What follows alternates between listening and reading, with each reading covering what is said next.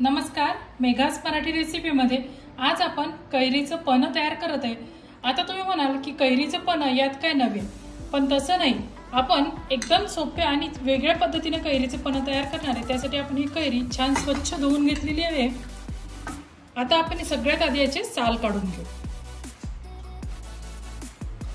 आपण कैरीचे साल काढून घेतले। आता आपण त्यात अर्धा ग्लास एवढं पाणी टाकायचं, कुकरचं झाकण लावायचं आणि याच्या 2 ते 3 शिट्ट्या करून घ्यायच्या। आता आपला कुकर पूर्ण थंड झालेला आहे, तुम्ही बघू शकता। आता आपण हे कैरी एका बाउलमध्ये काढून घेऊ।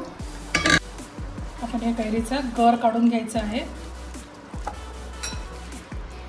त्या कैरीचा आपण गर काढून घेतलाय, तो 1 वाटी एवढा भरलेला आहे। त्याला आपण 1 वाटी एवढी साखर घ्यायची आहे। मिक्सरचा आपण पॉट घेतलेला आहे, त्यात आपण 1 वाटी कैरीचा गर काढून घेऊ।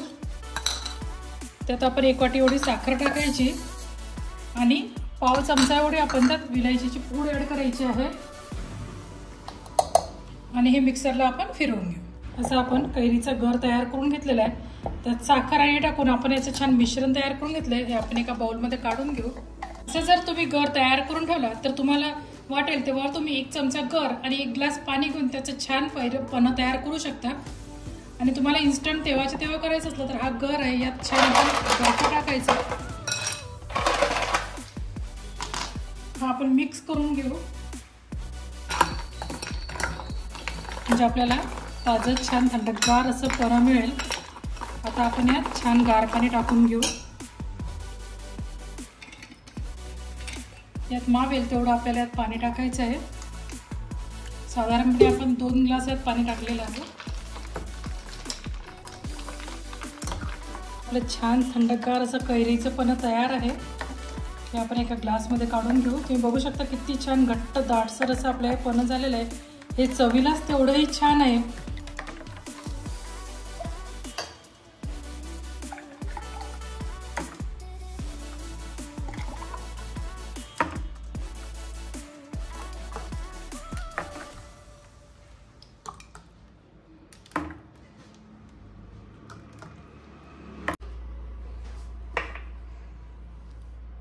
हे वेलचीयुक्त कैरीचे पन्ह तुम्ही नक्की एकदा ट्राय करून पहा आणि आपल्या रेसिपीला जास्तीत जास्त लाईक करा, शेअर करा, सबस्क्राईब करा। थँक्यू।